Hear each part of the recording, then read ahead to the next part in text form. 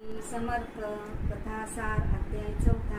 श्री स्वामी नामाचे श्रवण करणे, तसेच त्यांचे पूजन करणे आणि त्यांच्या भजन कीर्तनात मग्न होणे इतके श्रेष्ठ कार्य करणाऱ्यांना अन्य धर्म कार्ये, तीर्थाटन, गोअभ्यास, होम भवन असे काही करण्याची गरज नाही.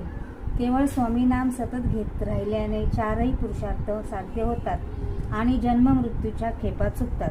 मागील अध्यायात श्री स्वामींनी अक्कलकोटच्या राजेसाहेबांना साक्षात दर्शन दिले आणि ते चोळप्पाच्या घरी परतले.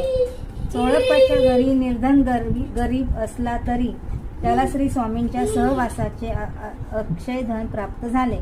श्री स्वामींनी त्याला सानिध्यादरम्यान चोळप्पा व त्यांच्या कुटुंबियाची हर तऱ्हेने परीक्षा घेतली. मात्र ते सर्व श्री स्वामींच्या कसोटीत पूर्ण उतरले आणि श्री स्वामी कृपा प्राप्त करत राहिले. असे इथे श्री स्वामींची प्रसिद्धी सर्वत्र दूरवर पसरले. लांब लांबून भक्तगण अक्कलकोटास येऊ लागले. अनेकांच्या मनोकामना पूर्ण होऊ लागल्या. श्री स्वामी चरणी येणाऱ्या भक्तांचे प्रमाण दिवसांगिक वाढू लागले. मात्र त्यात काही कुटील निंदकही होते. तसेच एकदा 2 संन्यासी स्वामींची परीक्षा घेण्यासाठी अक्कलकोटास आले.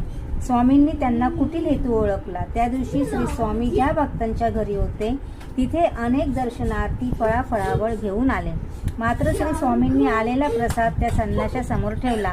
परंतु श्री स्वामी स्वतः उपाशी असल्याने ते संन्यास देखील काही खाऊ शकले नाही. अशातच संपूर्ण दिवस सरला. त्यावरून श्री स्वामी हे ढोंगी साधू नाहीत याची खात्री पटल्यामुळे ते संन्यासी क्षमायाचना करत राहिले. अध्याय 4 समाप्ती. श्री स्वामी समर्थ.